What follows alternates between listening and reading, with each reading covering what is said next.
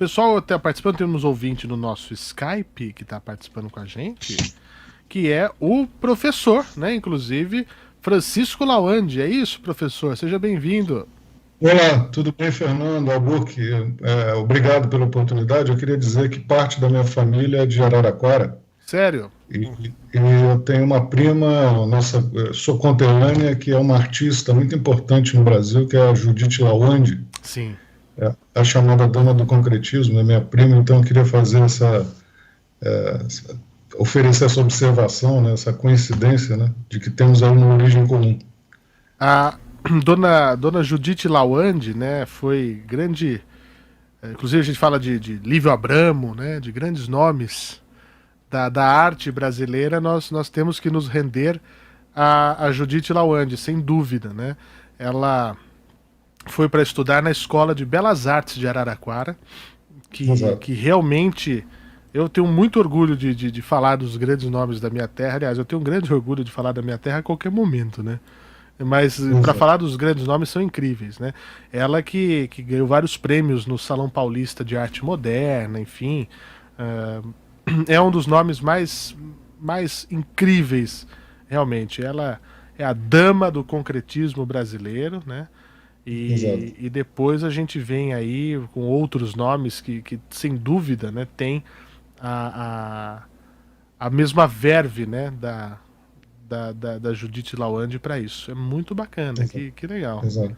Boa coincidência, né? Uma boa coincidência. Eu sou muito amigo da família Lawande, né, o saudoso do Lawande, Eduardo Lawande, né? Exato. Foi um grande médico lá da minha cidade, foi político na minha cidade. A filha dele hoje é vizinha da casa dos meus pais, né? Lá na cidade, então tenho uma proximidade muito bacana. Um abraço Legal, legal. a toda a família Lawande de boa memória que tenho da minha querida Araraquara. Muito bom. Obrigado. Que mais? Bom, nós estamos aqui com o nosso querido Francisco Lawande. Você fala de onde, meu caro? Eu moro em Brasília, né? Eu sou nascido em Belém do Pará, mas moro aqui desde garoto, né? Me formei em arquitetura pela Universidade de Brasília. Estudei no Japão também, voltei já tem alguns anos, há muitos anos. Aí fui professor em sala de aula, mas há uns 2 a 3 anos para cá eu resolvi me dedicar ao ensino à distância, né? Então, eu criei uma série de cursos e a ideia é oferecer complemento ao curso de arquitetura, né? E com a pandemia, né, o ensino à distância ganhou força, né? E eu montei, paralelamente ao que vem acontecendo, eu já tinha, né, em mente uma estratégia, né, no sentido de oferecer oportunidades aos estudantes de arquitetura. Então, eu montei um canal que se chama Canal Documenta.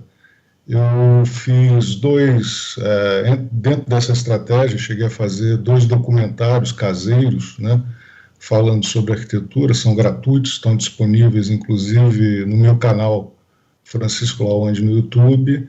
Montei uma revista digitalizada, gratuita, né, posso passar depois o endereço, né, o estudante de arquitetura se cadastrando, ele recebe uma revista digitalizada bimestral, né, então voltada para o estudante de arquitetura, né? E tem cursos também, né, que são como se fossem um reforço para as matérias oferecidas no curso de arquitetura. A realidade é que o ensino no Brasil vem caindo de qualidade há muitos anos, Fernando. Isso é uma realidade que precisa ser posta, não é um fenômeno recente.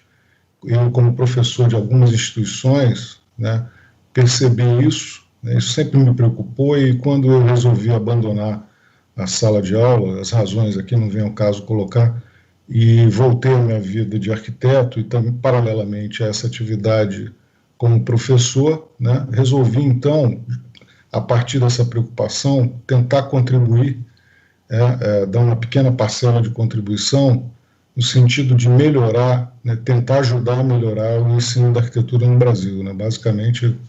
Essa é a introdução que eu queria fazer. Fico à disposição para alguma pergunta.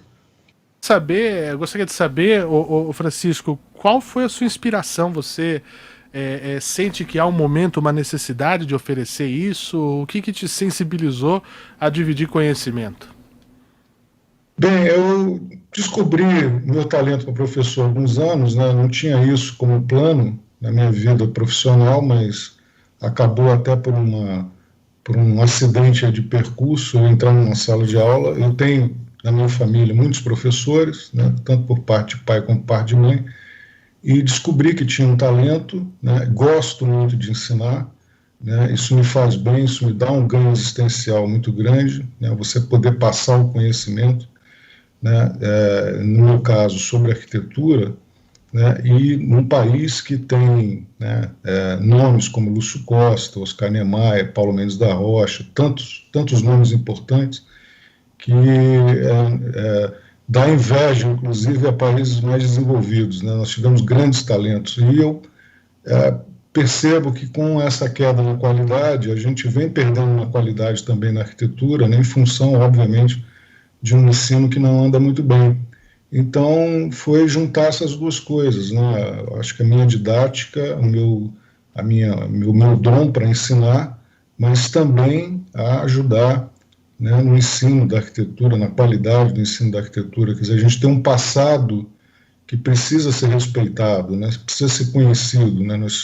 Nós temos arquitetos do movimento modernista que eu não encontro igual em nenhuma outra cultura, em nenhum outro país. As pessoas precisam conhecer a arquitetura, não só os estudantes de arquitetura, mas o leigo, as pessoas em geral, né? E a tecnologia hoje nos permite isso, o YouTube nos permite isso. Então, quando eu fiz os documentários que eu fiz caseiros, né, como eu disse, foi também objetivando mostrar arquitetura para os leigos. Então, eu fiz 2 documentários. Um em que eu lanço uma luz nova sobre a obra do Oscar Niemeyer em Brasília, e um outro documentário que é sobre a minha dissertação de mestrado na Universidade de Brasília, sobre a Praça dos Três Poderes. Então, não é só para o estudante de arquitetura. Meu prazer não é só ensinar o estudante de arquitetura, mas também aqueles que têm interesse, né? Que eu acho que obrigatoriamente deveriam conhecer mais sobre o seu país, sobre a sua história, e, como consequência, sobre a arquitetura, sobre Brasília, por exemplo, né? Pois é, isso é algo fabuloso. Ô, Book, conta essa história que você me contou aqui agora. Não, eu tava. Meu avô Legal, era pô. um dos que fizeram a maquete de Brasília, que tá lá na praça, você viu você falando da Praça dos Três Poderes Exato. lá. E é muito legal aquela. Você desce ali na praça lá tem a maquetezinha da cidade inteira do plano piloto, né? Exato, Bacana. exato. Infelizmente, há um desconhecimento ainda muito grande sobre o que representou Brasília, né? Que é todo um processo histórico, e a minha dissertação de mestrado fala sobre isso. Então, as pessoas desconhecem esse processo histórico, então falam, às vezes, desculpa, mas muita besteira. Eu vejo na imprensa também alguns jornalistas, quando falam de Brasília, desconhecem todo o processo histórico, né, toda a história, e desconhecem também um trabalho, como eu disse, invejável, né, porque se você pensar, Brasília teve ao mesmo tempo Oscar Niemeyer, Lúcio Costa, Atos Bulcão, Alfredo Sesquiati, né, Bulemax, e eu me lembro que alguns anos atrás eu ciceroneei um intelectual americano que vocês devem conhecer, que é o Frederick Jameson, que acho que ele dá aula na Universidade de Duke, atualmente, nos Estados Unidos. E andando com ele por aqui em Brasília, eu perguntei para ele se ele conhecia em outro país algum momento da história que reuniu esses nomes, né, esses gênios trabalhando ao mesmo tempo, né, numa obra como Brasília. Então, eu acho que os brasileiros deviam conhecer melhor a história de Brasília. Brasília é Né? animal. Há muita essa confusão que se faz, né, essa pecha de Brasília como cidade da corrupção, etc. Quer dizer, e Brasília, isso esconde uma história muito bonita de dar orgulho a qualquer brasileiro. Eu acho que se a gente se espelhasse na construção de Brasília, em todo o processo que vem desde o século XIX, tudo que aconteceu, né, na arquitetura do Oscar, na arquitetura do Lúcio, né, se a gente prestasse atenção em tudo isso, isso nos daria inspiração, inclusive, para nos reerguermos, né, para acharmos o nosso caminho. Né? Então, a arquitetura brasileira ela é de grande inspiração, acho que para qualquer um que venha conhecer o tema. E eu acho que realmente a história, inclusive a arquitetura, que tem muito de história, né, pode ajudar a dar outros olhares, né, para os ambientes. Eu acho que isso é fundamental, é mostrar que realmente as coisas acontecem, né, as situações passam, enfim, mas a história fica perpetuada, né? Eu acho que esse que é o principal papel. Meu caro Francisco, eu queria que você deixasse então para as pessoas, inclusive estou vendo aqui no chat, tem um rapaz que é designer, ele falou, mas eu, como designer eu tenho paixão pela arquitetura, né? Já tem mais um aluno, professor, ele acabou de colocar aqui, né? Bom, E muitas outras pessoas que estão dizendo aqui essa situação. Como é que as pessoas encontram o seu material? Deixe todos os seus contatos, então, meu caro Francisco eu Lawande. vou passar o e-mail do meu canal, eu vou deixar o e-mail, fica mais fácil, que é o documenta edu, de educação, tudo junto, @gmail.com.